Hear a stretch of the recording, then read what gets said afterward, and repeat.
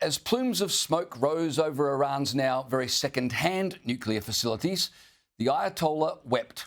But if you listened carefully, you could hear a faint, anguished sob echoing across the Indian Ocean, not from Tehran, but from Canberra.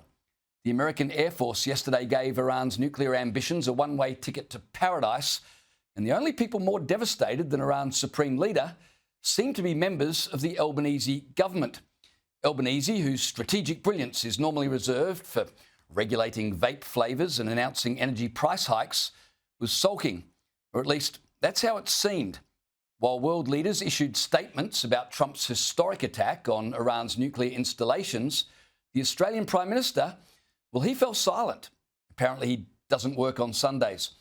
He was certainly in no rush to compliment what the United States called Operation Midnight Hammer, a bold, unapologetic strike that turned Iran's nuclear ambitions into a smoking pile of centrifuge confetti. Anthony Albanese, with help from Foreign Minister Penny Wong, had been talking non-stop over the past few weeks about their plan for the Middle East, which, as opposed to Operation Midnight Hammer, could have been more accurately called Operation Decade-Long Feather Touch.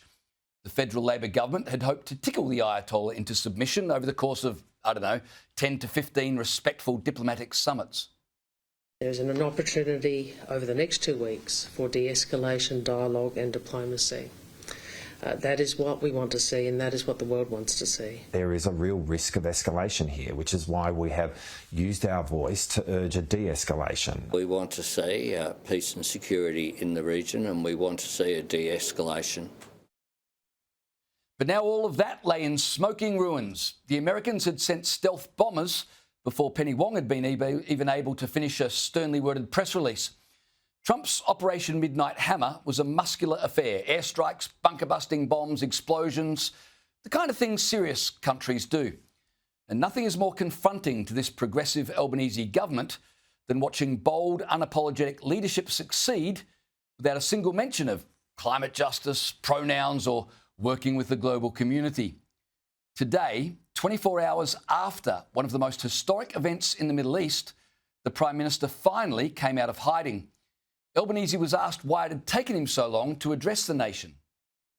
Why did it take 24 hours for Australia to express unequivocal support for this action by its closest ally? And what does this say about our relationship with the US under your government? We issued a statement yesterday. That was it. We issued a statement yesterday.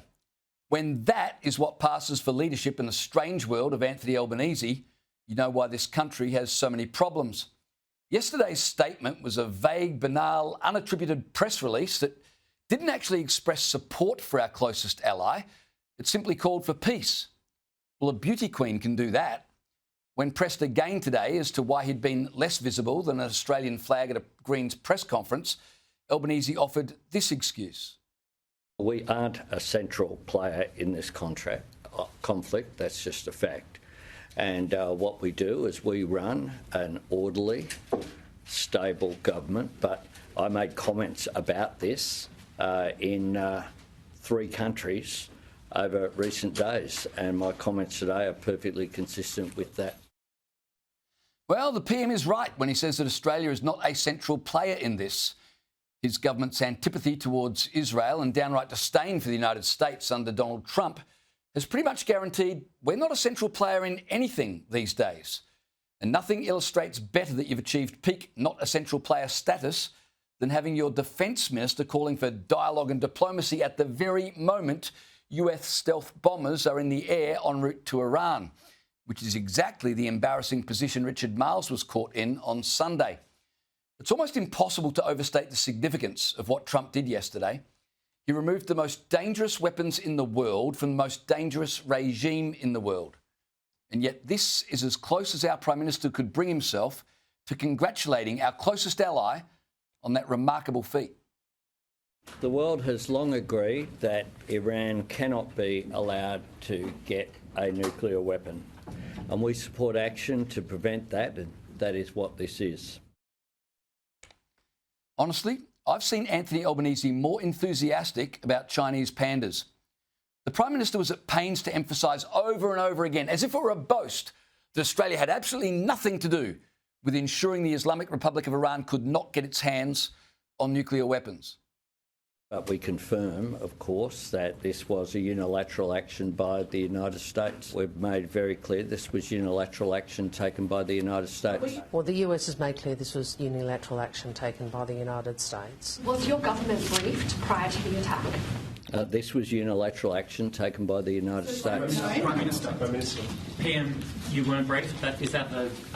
This was unilateral action taken by the United States. What I would say is the US has made it clear this was a unilateral strike. And there was absolutely no Australian involvement whatsoever, refuelling jets, nothing whatsoever.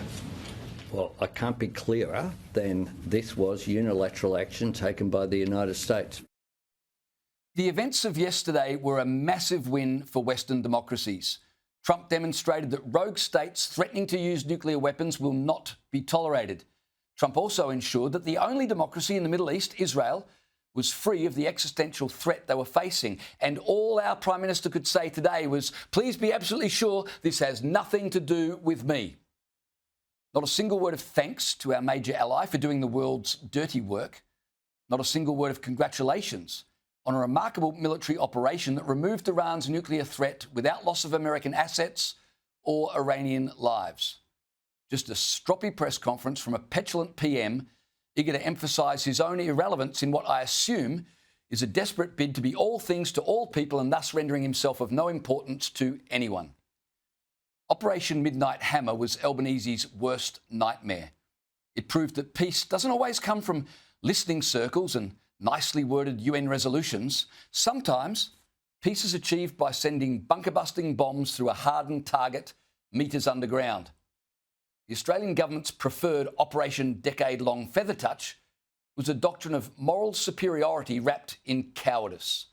It preferred speeches to airstrikes, pleading with terror regimes to hard power, and above all, it hoped everyone else will do the necessary work of reality. So, hats off to Donald Trump and Operation Midnight Hammer for reminding the free world there are still nations willing to act. While the Ayatollah wipes away tears with shredded uranium documentation, spare a thought for Anthony Albanese and Penny Wong.